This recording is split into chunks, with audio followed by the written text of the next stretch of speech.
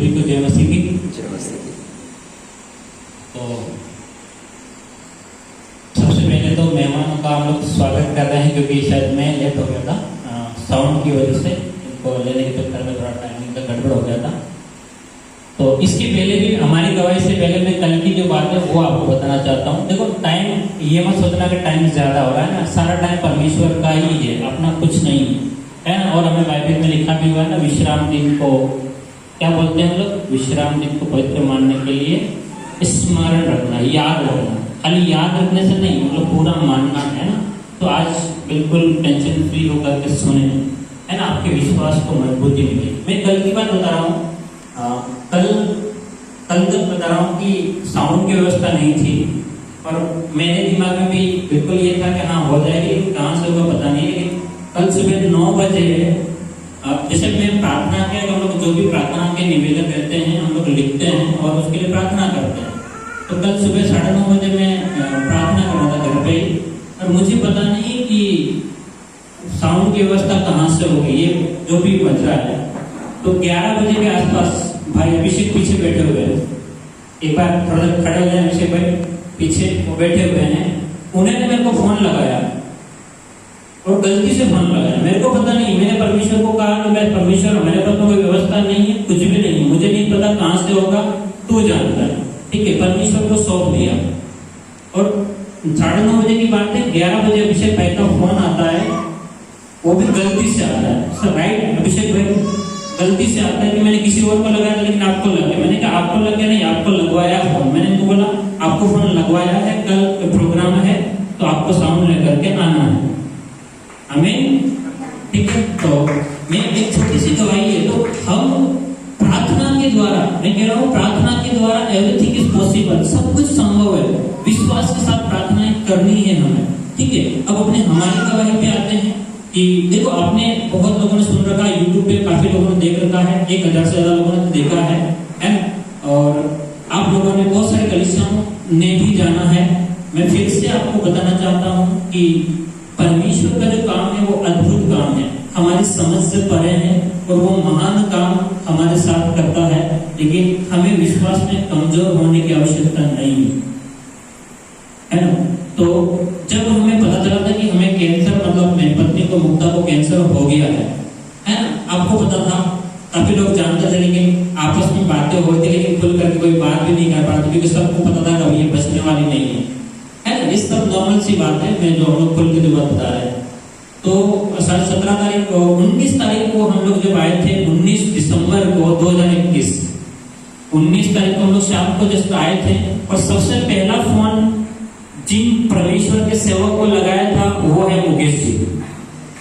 सबसे पहला फोन इनके पास ही गया था, और मेरे साले साहब ने फोन लगाया था, क्योंकि मेरे पास इनका कांटेक्ट नहीं था। और मैं देख रहा हूँ, मैं भी रो रहा था, क्योंकि कैंसर है और स्टेज 4 है।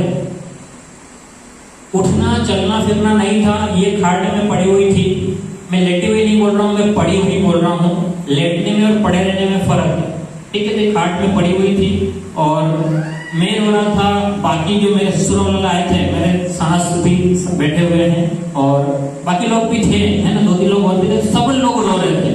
और रोते हुए जैसे ही इनको फोन लगाया, इन्होंने ये बोला कि परमेश्वर ने प्रार्थना को सुना है, और हम लोग लगातार, आप परमेश्वर चंगाई देंगे, और हम लोग लगातार प्रार्थना करेंगे। बस यही विश्वास हमने परमेश्वर के लिए रखा। और जैसे कि परमेश्वर के दास ने भी हमें बताया कि वो भी लगातार प्रार्थनाओं में लगे रहे। तो मैं आपको बताना चाह रहा हूँ, यहीं से बस हमारा एक इंट्रोडक्शन हुआ, एक पहचान हुई थी कि ठीक है, हमारा मिलना ज्यादा नहीं हुआ था। जब हम लोग पहली बार मिले तो मैं इनको पहचान भी नहीं पाया, क्योंकि हमारा कभी आमने सामने मिलना हुआ ही नहीं था, यही सच्चाई है। लेकिन परमेश्वर के काम को हम जानते थे, मैं जानता था, और ये भी जानते हैं, और आप लोग भी जानते हैं कि परमेश्वर का काम हुआ है ना। तो हम बताना चाह रहे हैं कि आप हमें ना जानो कोई बात नहीं, इन्हें ना जानो कोई दिक्कत नहीं है, लेकिन किसको जानना है, हमारे प्रभु यीशु मसीह को जानना है। सारी महिमा उसको मिलनी चाहिए। हम मनुष्य है ना, हम घट जाए और परमेश्वर जो है वो बढ़े, है ना। तो हम लोग इसी में विश्वास करते हैं।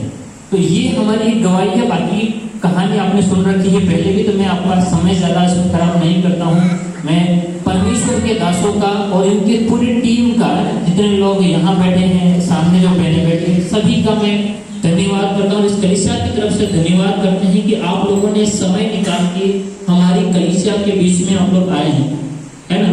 तो परमेश्वर आपकी सेवकाई को बहुत बढ़ाए। हमारी कलीसिया की तरफ से ये प्रार्थना रहेगी आपकी सेवकाई को, है ना, बहुत इस्तेमाल करे परमेश्वर, है ना। और मतलब ऐसे काम हो जो अब तक हुए नहीं है, मतलब असंभव से काम भी परमेश्वर के लिए संभव है, और सारे काम परमेश्वर आपके माध्यम से करने पाए, ये हम लोग विश्वास करते हैं। और मैं इस कलीसिया से भी कहना चाहता हूँ कि आपको विश्वास में कमजोर नहीं होना।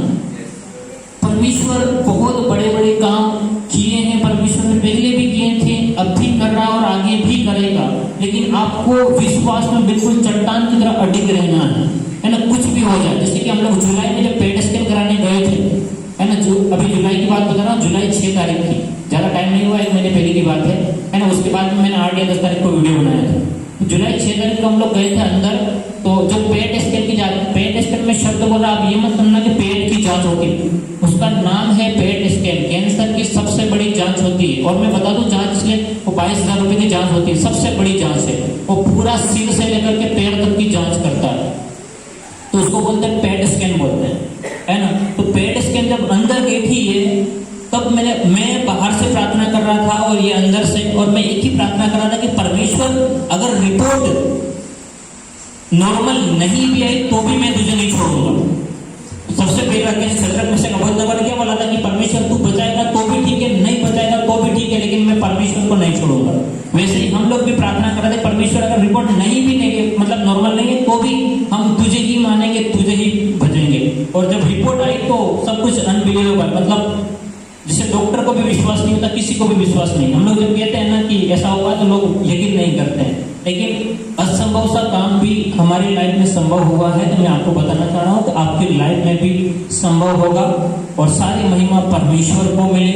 और इन शब्दों के साथ में मैं माइक मैडम को देना चाहता हूँ। सारी गवाही तो बोलने के लिए सभी को जय मसीह की मेरी ओर से। और आप सबको मेरी गवाही पता है, 4th स्टेज से बिल्कुल पूरे शरीर में फैल चुका था, और आज मैं आपके सामने बिल्कुल हट्टा कट्टा खड़ी हूँ, दौड़ती फिरती जो भी करना है करती हूँ। मतलब किसने किया ये सब? किसने किया? अपने मुंह से तो हालेलुया ही नहीं निकल रहा है। ये ब्रदर लोग बार बार चिल्ला रहे, जोर से बोलो, जोर से बोलो। आप लोग खुश नहीं है क्या परमेश्वर के प्रति? खुश है ना? तो जोर से बोलना चाहिए, परमेश्वर की आराधना स्तुति भी जोर से करनी चाहिए, है ना। ये कमी अपने चर्च में बहुत बनी हुई है। देखो आपके खुद गांव में, हमीरपुरा में, आपकी कलीसिया में इतने बड़े चमत्कार हो रहे हैं, तो आप, मैं सोचती हूँ कि आप क्यों विश्वास में आगे नहीं बढ़ रहे हो। परमेश्वर इतने बड़े काम आगे घर में करे, अपन को कहीं और ढूंढने जाने की जरूरत ही नहीं पड़ रही है। सही है कि नहीं है? तो फिर अपन परमेश्वर से दूर क्यों है? अपन को देख के दूसरे लोग आना चाहिए, उल्टा अपने चर्च में आना चाहिए कि यहाँ क्या हो रहा है, यहाँ ये लोग इतने बदले हुए क्यों।